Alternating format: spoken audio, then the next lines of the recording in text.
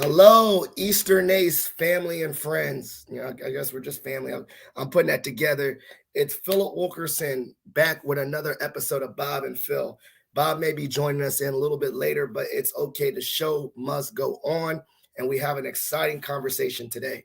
But before we get started with the conversation, as I always do, try to share a few notes, a few updates, announcements for this wonderful association. So I think there's still the college professional exchange. I hope that's correct, and it's still live. Check it out on the Eastern Ace website. This is a great way to connect those college students with top employers. Additionally, we do have our next Twitter chat, if Twitter is still a thing. You never know with technology. We don't know, but Twitter. If we do have Twitter next month, the next Twitter chat will be hosted by Chris on December 13th about professional goals. We think that's a great way to kind of recap the year as well as prepare for the new year and your professional goals, and specifically how Eastern Ace can help contribute or enhance those goals. Next, submit a proposal. We got a conference. Baltimore, be more and be more. You know what I'm saying? I don't know if that's the slogan. I just made that up. It's next June, but proposals are due in December. So if you have a great idea you want to share with the association, or you want to present and try something new and put yourself out there, please submit a proposal. If you can see the little small words, there's multiple topics: diversity, equity, inclusion, assessment and strategy planning, career curriculum, all these different leadership. So if you have an idea, please share it with the association. And then last, we also have on December 2nd, we have the first of the two-part series of the Leadership Empowerment Series. This is a great series. We have wonderful guests. We got Jen Lossy Long, Nathan, Gerald. I can't see everyone's names, but we got wonderful panelists, guests from their experience. They're leaders in their field. They're leaders in Eastern Ace. I took part in this last year. This was a great series, and this is something you don't want to miss. Free 99 to the members. You got to pay if you're not, but I think it's still great. And I already signed up, so I'm one of the registrants, but be there or be square. But without further ado, I want to announce our guest. Now, this is a returning guest to the Eastern Ace Conversations with Bob and Phil, and a lot has changed since she has been a previous guest. She is now, and I did it with big eyes, she is now Eastern Ace President-Elect. If I had the air horn, I'd play it. We have Ally Baldwin showing up. Oh, then we got Bob too. And so without further ado, we're going to have Ally and Bob join in on the conversation. Hey, Ally, how you doing? I'm doing great. So glad to be here with you. And then we got Bob. Bob's here in the car. We're here. We made it. We made it. We made it. We're live. So, Ally, I don't know. Maybe you just break the ice. Let's just go ahead and get the conversation started. How does it feel to be president-elect? Let's just get right into it. I thought as time passed that it would feel more real, but every day it still feels a little bit surreal. And I think whenever I think about all of the other amazing presidents that this association has had, I'm a little just surprised, like, holy cow, how am I here? But so grateful to be in a position to give back to the organization that has done so much for me professionally. So grateful, but still a little strange to think about.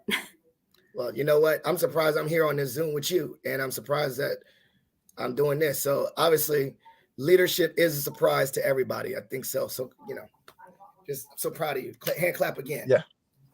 Thank you so much.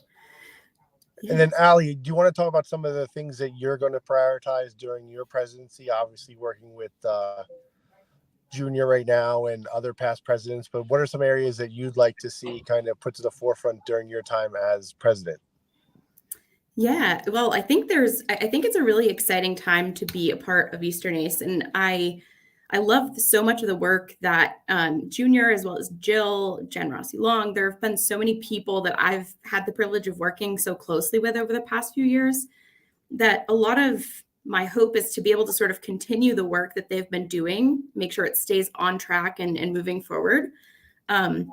I think something that's really important to me personally and professionally, and that I want to continue to work on, is building up awareness and support for diversity, equity, inclusion, and belonging initiatives. I know Tibby's doing a great job in her role, continuing that and supporting them however we can. And so, yeah, I think another focus that I'm really excited about, and I've been watching all these great guests that both Jen Rossi Long and Jill have been able to get into these leadership empowerment series. And I'm like, what an exciting opportunity for all of our members to be able to take advantage of these just incredible insights. How else would you be able to interact with all those incredible people and get that feedback to be able to apply to your own role, wherever you are, whatever position. So looking forward to being able to continue that legacy as well. Well, one of the thoughts, that kind of stands, I'm in my first PhD course. And one of the things my professor told us is that obviously when you think you go into something, you're just standing on the shoulders of giants, right? So it's okay, to build upon pre-existing things and stand on the shoulders of giants. And he's kind of referring to research. You don't have to be the first to everything. Find the research that you really like and then add or contribute to that research, build upon those. So kind of going back with Bob's thing, you already said the new things. What is the shoulder or the giant, the thing that and kind of you kind of briefly talked about it, that you would want to build upon, you want to add to it, and maybe one big dream way of adding and building upon that foundational thing of another giant? Ooh, that's such a good question. Well, I think that something that I have heard a lot from folks who are just getting into getting into Eastern EACE and trying to figure out how do I first get involved and then start to develop that. I hear again and again that people aren't necessarily always confident that they're ready or prepared. So with the work that Jen Rossi Long did on just sort of starting to put together the leadership empowerment series, and then continuing that, I think that's something that I'm really excited about because of the fact that I think there are so many folks in our association who are super talented, super driven, super creative. And if they feel empowered, and if we can give them the tools and the resources to feel like they're ready to take on some of those leadership roles, that's something I'm really excited about contributing to. Because I think, especially when I think about, your story specifically, right? You weren't always super confident that you were going to do a great job, but look where you are now and how far you've come. I love stories like that. And I want to be able to help folks to, do the same thing because it's transformational. I love it. And I was going to say the two parts that I took out of that too, shout out to Jen Rossi Long, was the embedded mentorship, people that that mentorship was really helpful. And then that board shadow program that you did, seeing the rooms that you're not necessarily are normally in. And then it was the light bulb went off yo, when I did the shadowing program, I can do this too. And so I think I love that. I love that confidence builder strategically. I definitely could be a case study, year one fill up to year whatever I'm in right now. So thank you for that. All right, Bob. So talk more. So what would you say to first year Eastern EACE Ally? How do you get more people to feel, how do you empower that throughout the membership to make sure that not only is there a space for them here in the broader membership, but, finding the next group of talent, in the sense that, like you said, you have such amazing leaders and you have such amazing advocates in this kind of organization. In your role, how do you make sure that continues on to make sure that the next group coming up still does all the great things like the group is doing now? Yeah, I think for me, when I think about some of the things I really needed to hear and know, I had to go in and have conversations with people. And I think if I could go back and tell myself to be a little bit more fearless about just interacting with these people that are in positions that you're interested in, I think, especially as a really introverted person, I always thought, well, I'm probably bothering them, or I'm going to take up too much of their time. But then someone said to me at one point, well, let them tell you no.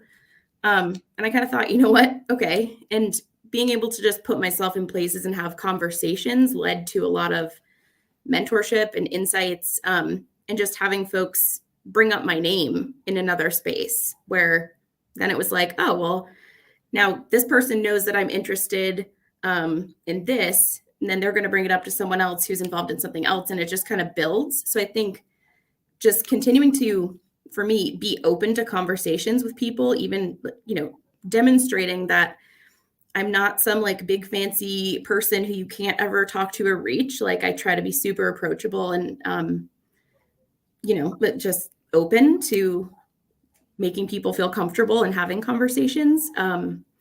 And also trying to keep the mindset of remembering what it was like so I can try to, find ways to break down barriers wherever I can so people feel like they can be a little bit brave enough to get involved and start their journey moving forward.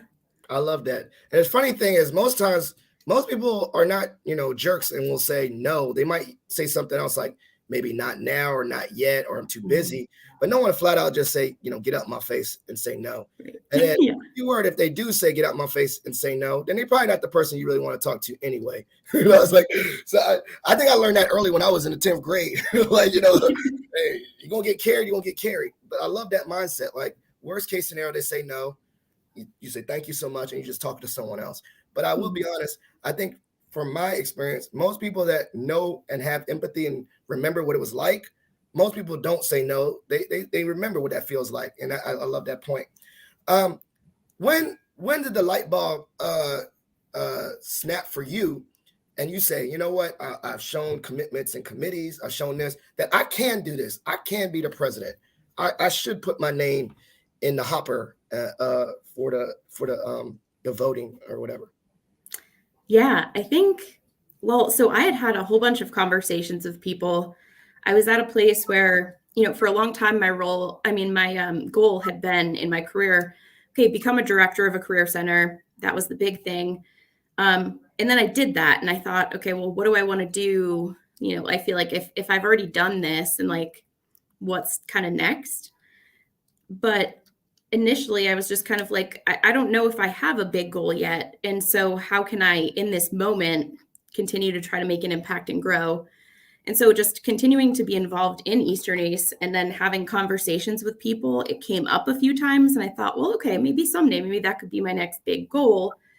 But then after I had a variety of conversations, like it kind of turned into like, that can be a big goal, but like, what am I waiting for in a way? Because if that's what I'm moving towards, what's stopping me? And a lot of people, like, for example, I had a ton of conversations with Jill about sort of like, well, I think maybe, but this seems like I should be this, or I should have this experience, or I should do X, Y, Z before I get there.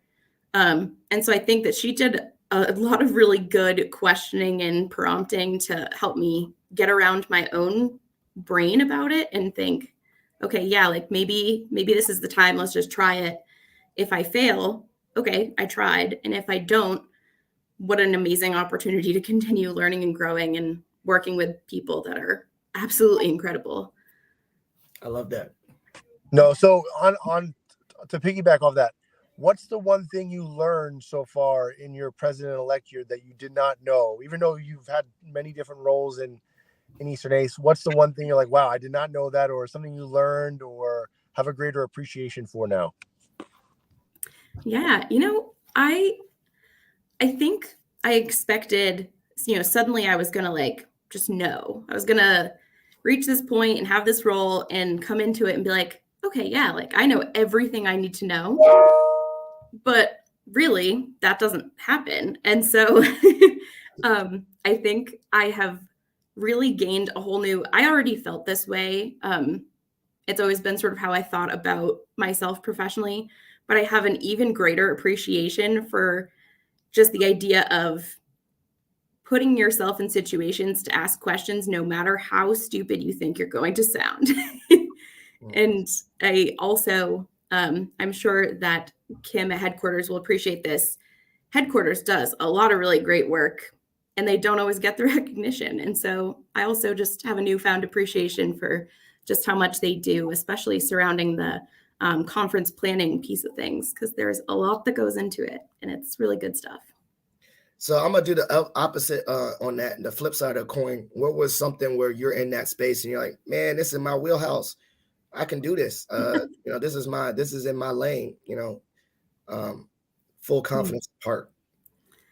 Yeah, well, I think what was really cool when my first board meeting after transitioning roles, I was on the board right before this for 2 years in the Director of Technology and Information Management role. And having had that continuity and being sort of like, it's almost like I am a source of historical knowledge because a lot of folks came onto the board.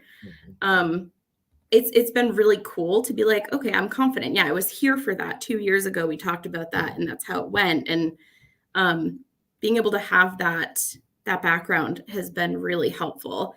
And I never would have expected it otherwise, because it wasn't part of my plan necessarily to come off of the board and go right into a different role on the board. So I'm grateful I was able to have that experience. I love it. Yeah. Context. Yeah. No, it's very interesting you say that. So let's talk future planning here. Where do you see the organization going in light of kind of what's happening in our world, whether it's, different types of hiring practices and ups and downs, the remote work, obviously a renewed focus on DEI and B. So what are some things that you see for the organization as it works with external employers to kind of figure out what's next as we try to figure out what's next for the economy and our workforce? Well, that's a really big question. I think there's a lot of work going on behind the scenes around trying to, keep our previous leaders engaged. And I think that having that historical context and background and folks who have all those years of experience, and combined with continuing to build up this brand new generation of leadership, when all of that information comes together and people are making strategic decisions that are aligned with our actual goals, I think that's where the kind of magic happens in bringing together all those perspectives.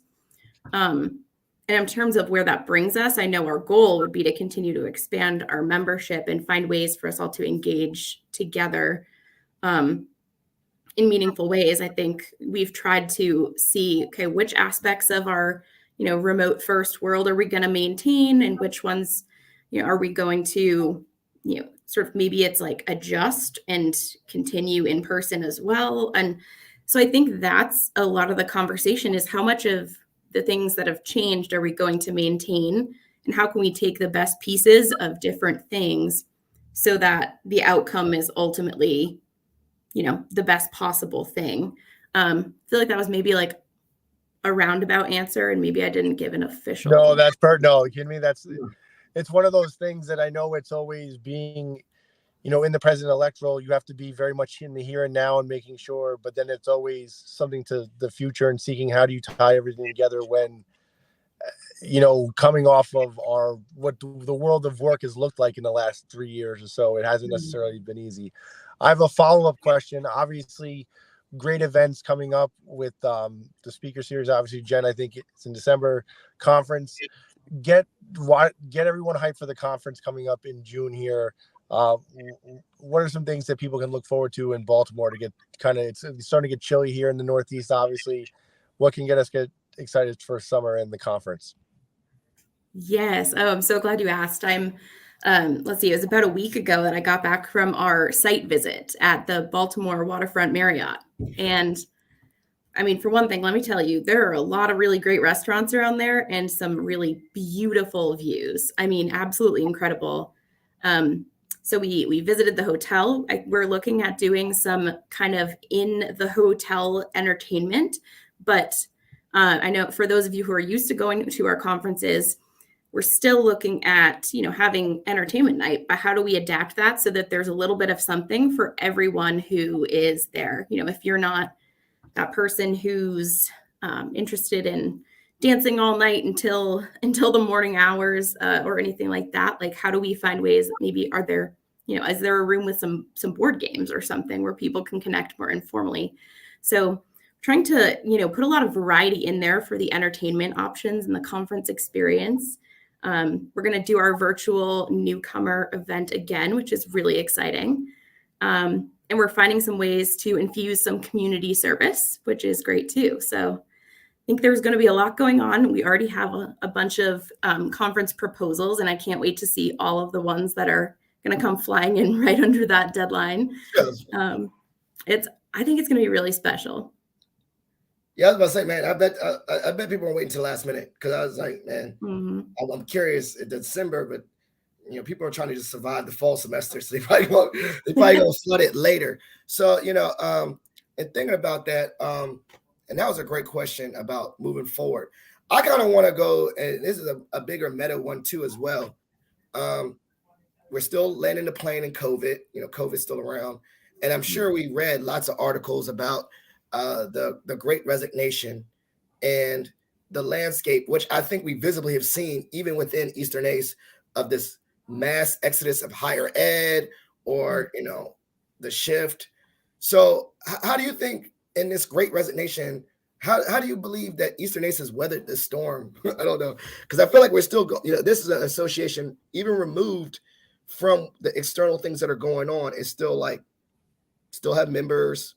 Actually, I think we still kind of consistently kept the numbers of our members consistent, like didn't just plummet. It's still consistent. There's still the offerings of the conference and all that. So how do you believe in this, all these things that we weathered the storm that we're probably still kind of in? Yeah, you know what? I am actually really proud of the progress we've made, because I don't know if you know this, but we have exceeded our membership numbers.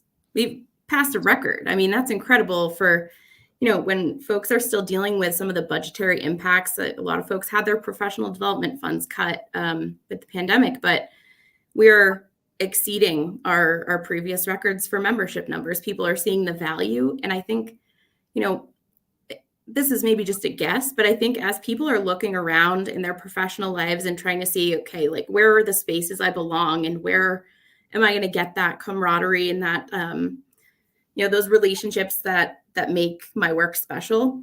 I think people are looking around and saying, what am I involved in that makes me happy and that fulfills me? And I think that that's something that people have always said about Eastern ACE, is the relationships are what it's all about. It feels like you're part of a real community. And I think that probably the membership numbers are a true read on how we've been able to continue to spaces of belonging for folks. So yeah, I totally get that, because I was about to say, when I got to actually meet people in person, the vibe was still there, and I realized that's why it weathered the storm, because I felt like I was making friends virtually that I'd never seen before, never met. And then when I met them in person, I was like, okay. I mean, besides everyone saying I'm shorter than they thought in real life, they were just as friendly, was hugging and all that stuff. So I think you're right. The relationships, I think that was consistent, and that was it.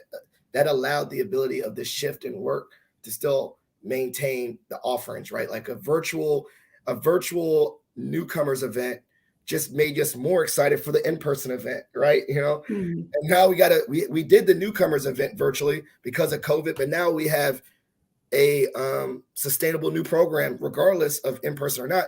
That's still going to be an offering. So I totally agree with you. Yeah.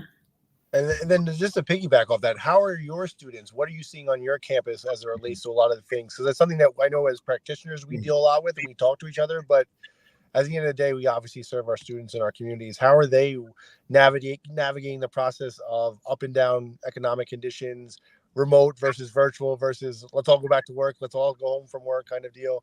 How are your students navigating these kind of transitions?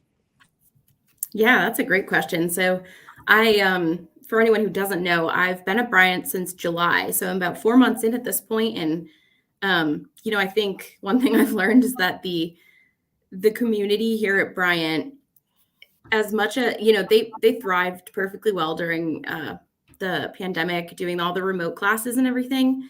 But boy, do these students love to be in person. So we're seeing huge number of, kind of all back to the in-person club meetings and the career fairs. We actually had a record. We hit a record number of student attendance at our career fair, which was, wild. 704, I think, was our final number for 100 employers. And that was a big pride point and surprising to think about when, at least I know when I last thought about planning a career fair, I thought, it probably has to have some kind of virtual component if we want to have enough employers there.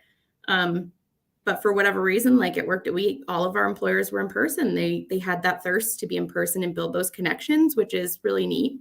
But we're definitely still leveraging the virtual options to be able to say, like, we had NBA and what else was it? We had the NBA and Paramount do a Zoom into a networking event we had when everyone else was in person. So, finding ways to leverage the capabilities of the technology without taking away from the in-person connection seems to be working out pretty well so far.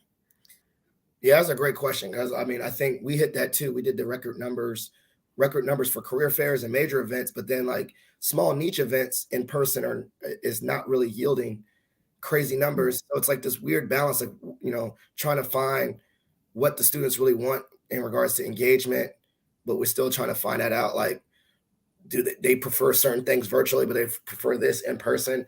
And we haven't figured it out, but you just try both and prototype and keep data. Data is important to keep numbers and understand what works. So sorry, before you guys, I just wanted to take some time to get a chance to ask two leaders in the field a question like what's going on at our school. So anytime I can get very smart people on the call, I'm like, wait, I want to ask them something, what's going on their campuses. So sorry about that. I co-opted the question there for a second, but thank you, Ally.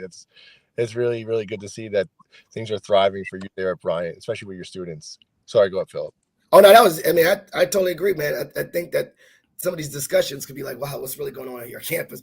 And that's also the benefit of Eastern EACE, because you're realizing the similarities and the differences, right? And that's also, you pick up the phone and you say, hey, what's going on with your school? What's going on with your school? And have that dialogue. Well, I think we got one more question in, and then we're going to do a little wrap up of announcements. But I'm gonna hit them. I'm gonna use your question, Bob. Your drop your gem. What is, if someone came to this thing at the very end, what is one gem you want to drop on them? Like one lesson. It could be a life lesson. It could be a work lesson. It could just be, in the book of Ally, this is a lesson. It don't have to be related. What is one gem you want to drop on the listeners, viewers, whatever, today? You know what? This is maybe not what I would ever expect to say, but it's been kind of a big thing for me lately. I've been trying really hard to be more present in the moment. And I think, as maybe cheesy as that perhaps sounds, being present and starting conversations, even if they're uncomfortable, and, even like experiencing that discomfort, I think there's a lot of value to it. So I think my gem is try to be present more and experience the full range of things that are happening.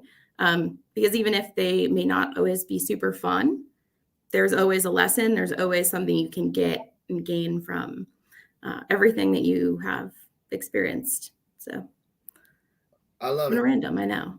I love that. I'm gonna write that. Experience everything and be present. So Ally, thank you so much. Before I, take you off the screen, because I want to take you. Is there anything that you want to share in regards to Eastern EACE, and then I'll wrap up this episode with the announcements.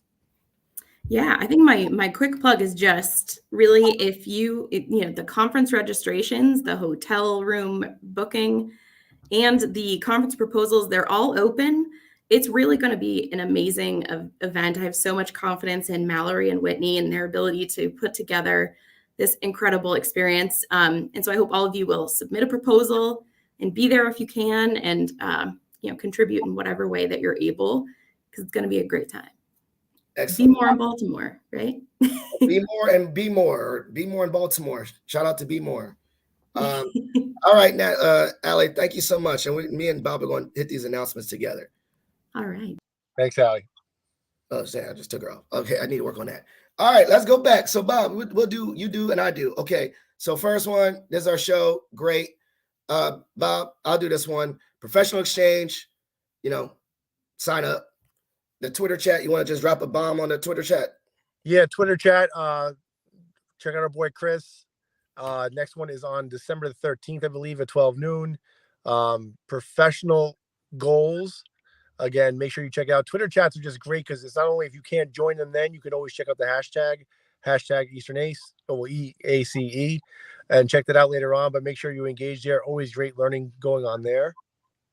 All right, then submit a proposal. As Ally said, deadline's coming up December. Submit a proposal. Obviously, y'all probably wait to the last minute, but someone's got to review those. So knock them out when you can. And then the leadership empowerment series. Just kudos to, Ally mentioned this, but Jen Rossi Long. Just look at the speakers on this group here. I'm just looking to see absolute leaders. Even our friend Tammy's on there. This is just like all-star gets. Please check this out. Free if you're an Eastern EACE member. A small nominal fee if you're not an Eastern EACE member. But if you're an Eastern EACE member, you have no excuse. Please check this out. All right. And thank you so much for joining us today. Have a good time. Love, happiness, love, laugh, love, whatever. Have a good day. All right. Bye-bye. See ya.